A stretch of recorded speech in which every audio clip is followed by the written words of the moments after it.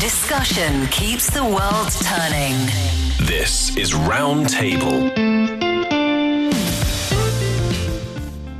Hello, welcome to Roundtable, where we serve up piping hot debates on the issues that sizzle in China and beyond. I'm Niu Honglin. In recent years, Chinese family dramas have undergone a significant transformation, reflecting the evolving societal values and individual aspirations of their audiences.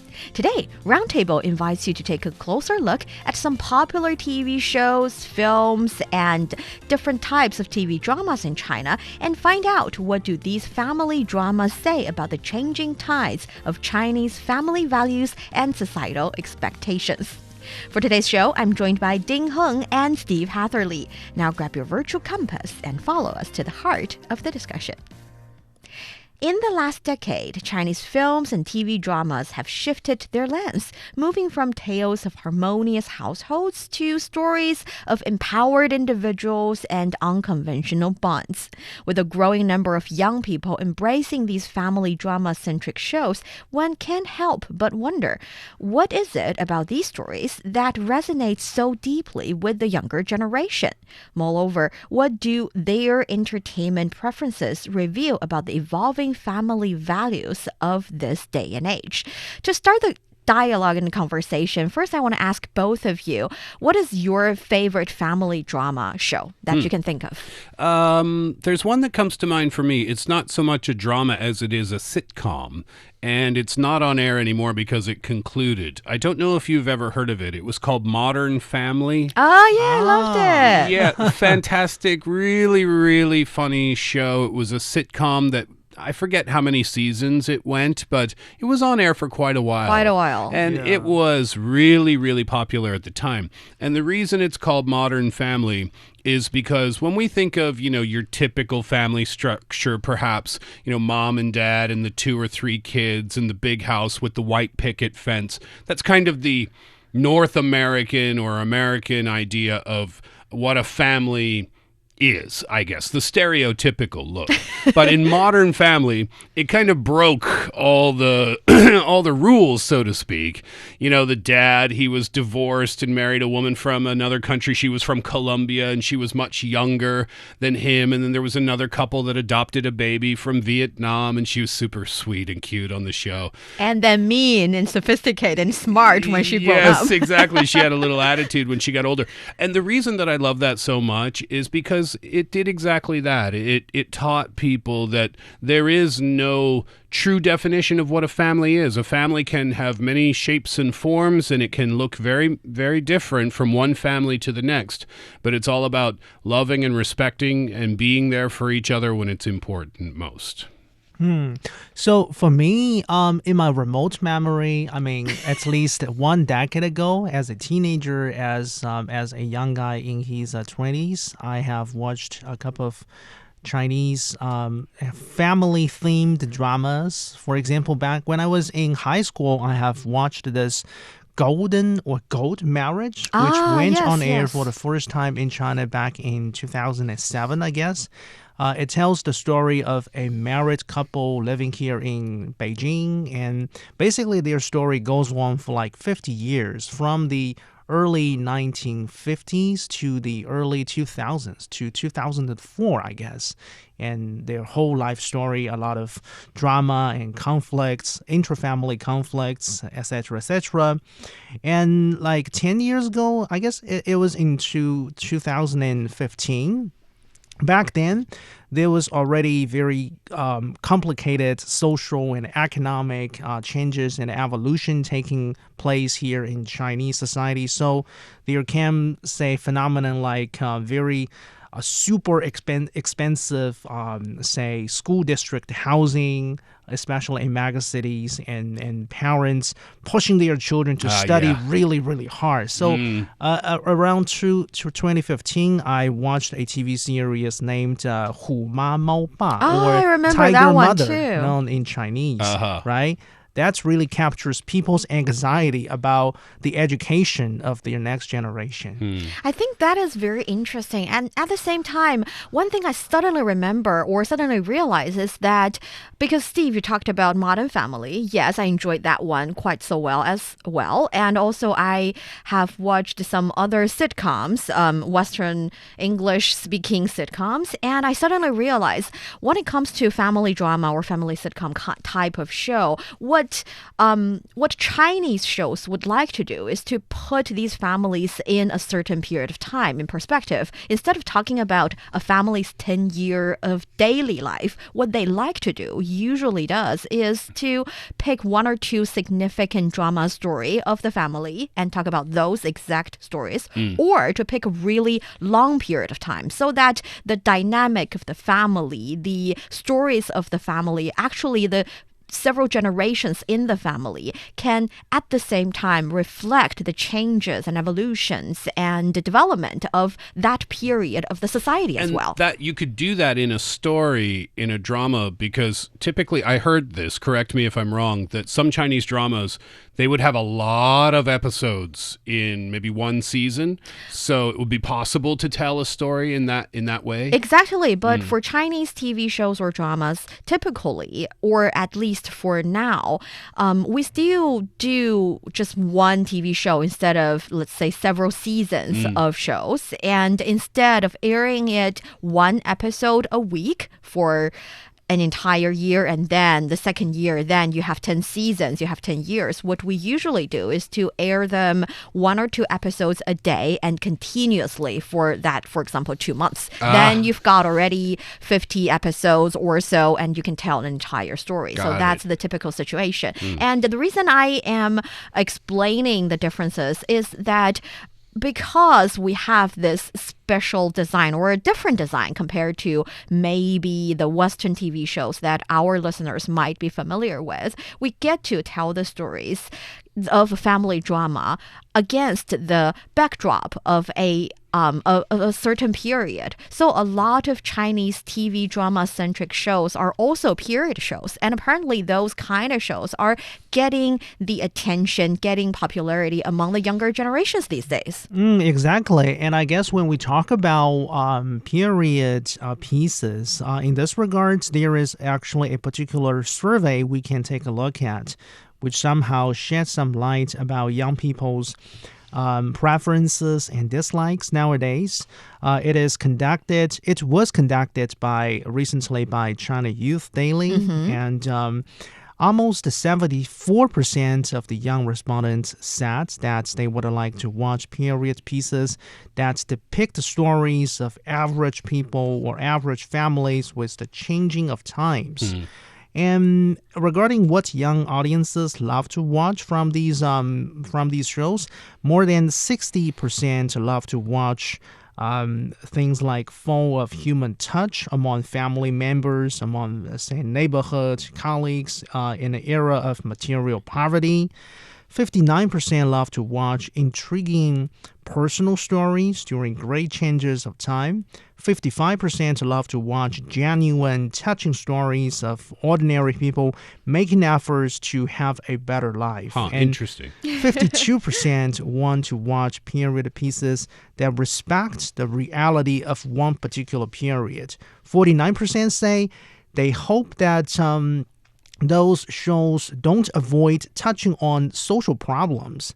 47% say they hope that they can gain a sense of immersion from period pieces. It makes I think very interesting. Very interesting, and also makes a lot of sense because come to think of it, when I was a little kid, I think my life was quite different from what we are living right now. I didn't used to have internet, which is everywhere nowadays, and I didn't used to have the kind of material abundance we enjoy right now. So I think for younger generation nowadays, these kind of period pieces start to be a way for them to understand what it was like for their parents not so far away. So when you say period piece, when I hear period piece in English, and I don't know what the actual definition is, but what comes to mind is, England in the 1700s or America America as the country was founding or something like that, horses and carriages. But that's not what we're talking about here. These dramas, these period pieces in dramas,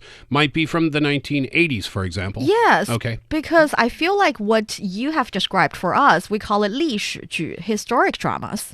So because China has a really long history, and when we talk about historic dramas, it's definitely behind or before the Qing dynasty or so. And then when it's period pieces, it's more like relatively closer. And since we have already experienced drastic evolution and also development for these couple of decades. So if we're talking about, or if we're watching the kind of shows that reflects the lives of our parents' generation, then it's already a period piece for us. I understand, yeah. So we saw that, didn't we? That in the response from young people about what they like to see, family members bonding together during times that are tough. Also stories that talk about the changes of time that China has gone through the decades. Also, though, saying, specific periods in time, that's a good answer, too. Here's what they don't like, according to the survey. Bad acting. Reasonable. I kind of disagree with that, because if the acting, acting? If the acting is absolutely horrible, then it can add to the entertainment value, but that could just be me. Here's another thing they don't like, young people in dramas: slow rhythm. And a meaningless plot, and things that are too old-fashioned in relationships. Yeah, that is very interesting, because since we're talking about family drama, and the reason we're talking about it is because these shows do actually reflect the changing of family values, the changing of, personal goals and priorities and expectations. Because let's talk a little bit about the shows that were previously popular. The Gold Marriage, like Ding Heng has talked about, that was a really good example. And also the Hu Ma Mao Ba, the very tough parents teaching kids. Because if you think about family, definitely the, let's say the focus of the stories would be for these different couple of different relationships, like the relationship between parents and kids, how you raise your kid, what is your philosophy in rearing the next generation, and also the relationship between particularly the daughter-in-law and the mother-in-law. That was a very interesting pair of relationship. Quite tricky. Yeah, right. Yeah. And then the relationship between the husband and wife, for sure. And sometimes even the third wheel in the family and the family. These are typical relationships. And the funny thing is, I noticed that people's attitudes towards these relationships are actually changing. Indeed. And one angle I can put forward here is that, let's be frank, sacrificing women's or a wife's benefits for the so-called family harmony, happy, greater good, used to be a norm for the older generation. Over time, I think this idea has evolved. And from 2007 to 2014, there were many TV series depicting the life stories of couples from the older generation. Those works often have a very long time span.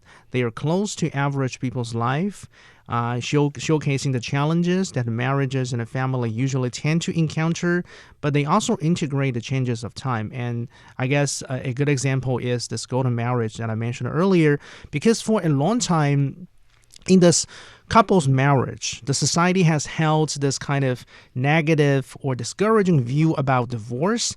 The main female character, Wen Li, in this Golden Marriage, she gives in to her husband, who falls in love with another woman, and their marriage goes on till the end of the show. Even though this female character wants mulled over divorce. Now, the tolerance of this kind of unhappy marriage among the older generation has a side effect, frankly speaking, because the offspring of the older generation who have witnessed the unhappy marriage of their parents, when they grow up, they are reluctant to get married. So totally. I guess that's one plot that has been designed in that golden marriage period. So, but of course, there are many TV series depicting people born in the 1980s, 1990s, like people in my generation who are unwilling or at least have a high degree of reluctance to enter marriage or even enter into a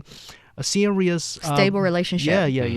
Yeah, the effects that these types of shows can have on people's real opinions in real life is very profound.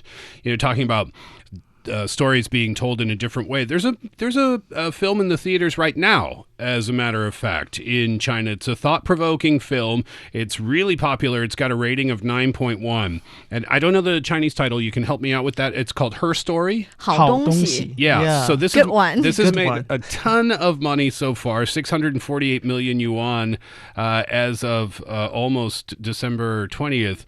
And it's a single mom named Wang Taimei. She's an editor who moves into a bustling urban neighborhood with her daughter, and her neighbor is this free-spirited, aspiring singer, and they form this unexpected bond, and then the bond between the three of them, it becomes the heart of the story, and it's a community. The story is about a community of women who lift each other up, and it's a reflection of the growing trend of female mutual empowerment in contemporary society. You probably don't see a movie like this being made in China maybe 20, 30 years ago. The stories now being told are different. Yes, and I think the girls help girls kind of theme is definitely getting more and more popularity because it is what is happening in the real world. What's happening in the real world is women can look at each other and very genuinely help each other and praise each other instead of only focusing on competition instead of cooperation. Yet in movies or TV series, you still see girls trash talking a little bit of other people's appearance or working style. Then you feel like this is not what we're living. Then it's definitely not appealing. I think that's one of the reasons that Her Story is getting popularity because it's real. It reflects the times, and then it got huge popularity. And even if the stories in the show might not be entirely from our time, the value can actually be. I am talking about an example called Romance in the Alley, 小巷人家. I don't know if Ding Heng, you have watched any clips of it even. Yeah, if it's a recent creation, no. Yes. Yeah, it's a very recent one. I've watched clips of it and some episodes, and I enjoyed it quite so much. What's it about? It's actually also about a story that happened in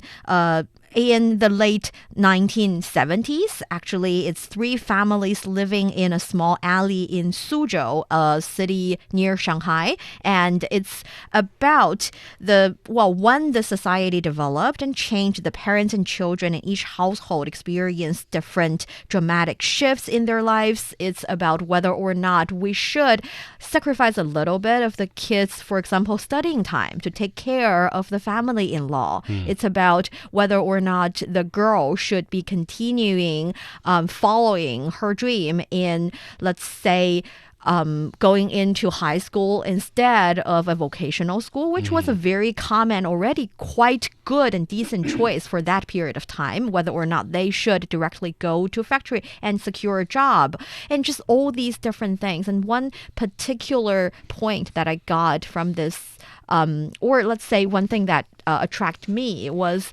instead of depicting the women in the family as someone who's sacrificing all the time, you get to see the struggle of this mom, because this young mom wants to take care of the family-in-law as well in a reasonable way. Yet, when she realized that she has to stand up for her kids, to fight for their space to study, their time to study, and fight for more money so that she can take better care of them, she decided to stand up against her family-in-law. A little bit of those are I think, I'm not really sure if these are actually the kind of societal value for the 1970s, but it is the value that we want to praise nowadays here in China, that are more popular nowadays in China. That is, you have to set your priorities and keep sacrificing will not make your family, even if we're talking about the extended family, the bigger family, happier. Only only when everybody in the family is happy, the family is a happy family. And I guess such kind of TV series or even movies, they aim to reconstruct or construct what most people think of as a family by depicting some typical families during a particular period. However, I think one thing we cannot deny is that their contents are really changing rapidly. It's really no exaggeration that there will be a few or a new trend in every few years. And if you think about this, I think the reason is very simple. Great changes have taken place in China over the most recent decades, over the past 4 decades, and they are continuing to take place, great changes in our society. And this can really, to a great extent, influence average people's life and their ideas, their perception about a good family. It used to be the case that when we think about family, we think of your wife, your husband, your parents, your offspring. But nowadays, I feel like even this whole idea surrounding family is evolving, like this kind of neighborhood mutual empowerment, as was showcased in this movie 好东西 or Her Story. I feel like nowadays family members are no longer seen as those that are related by bond, but those who truly love and care for you in your day-to-day neighborhood. Yeah, and these, art, this is art, right? And this is why art is important, because it represents what's happening in society at the time, and it empowers people. It gives people a voice. It shows people what's being reflected in society through film and television shows and music and other forms of art as well. But we're talking TV today. And I think this is important. We talk about the importance of representation in Hollywood, right? Minorities being represented on film, Asians getting star roles in Hollywood movies, so that young Asian children in America can know, oh, I don't have to be the kung fu artist or something like that. I can be in the starring role. These types of things are important so that the next generation of people can know what's possible for them. And that's what's happening, it seems like, in China with these dramas these days, is that there's a different representation. Different stories are being told. And the next generation of young Chinese people to grow up, they're seeing these stories. And they're seeing, okay, I don't have to act a certain way. Actually, I can act this way too, and I can be myself, and I can care about myself first. Those types of stories. I think this is really important. Yes, and it's very interesting to see that for each different periods, you get to see the keywords are kind of like evolving in the not only one TV show or film. It's like this period, the most popular ones are reflecting that specific theme. We talked about education being one of the themes, the struggle of parents trying to lift their kids up. And then we see the relatively unconventional relationship between a woman and a man. By saying unconventional, I mean they do not have to definitely have a happy ending no matter what one party did during the relationship. Actually, happy ever after is no longer the one and only answer for happy ending. Actually, a divorced relationship can even be a happy ending. I think that is also reflected in not only in Chinese TV shows and dramas and Western ones as well. Well, yeah, I mean, if we go back to the 1990s, for example, we could go back to the 1980s and talk about how career women were represented in Hollywood through film or television shows. But let's just use the example of the very popular American sitcom Friends. Ding Heng, do you know that show, Friends? Oh, yeah. Yeah, people love to use that to study English sometimes in other countries. For Chinese, Yeah, in Korea too. Anyway, in that show, people love to dissect the importance of that television show and what we could take away from it. And if we think about some of the characters, for example, the character Monica, well, she was a very hard-nosed, tough woman in her 20s. She was a chef, and her employees saw her as a B, the B word. And that was kind of a representation of the times where, if you're a strong woman in a powerful position in a company, you can't act that way because people are going to think you're that word. And that showed people, no, you can be that type of person in that type of position, and there's nothing wrong with that. That show was important for many reasons, but one aspect of it, it showed strong, independent, career-oriented women who were great at taking care of themselves and taking care of their friends, too. Yeah, similarly in Chinese TV shows, when it comes to successful, independent female characters, previously we get to see that they have to be in a happy marriage as well, no matter how successful they are career-wise. But recently we started to see that maybe at the end of the day, they can be independent and not alone, not happily, but happily alone. And that is also another choice that we're praising.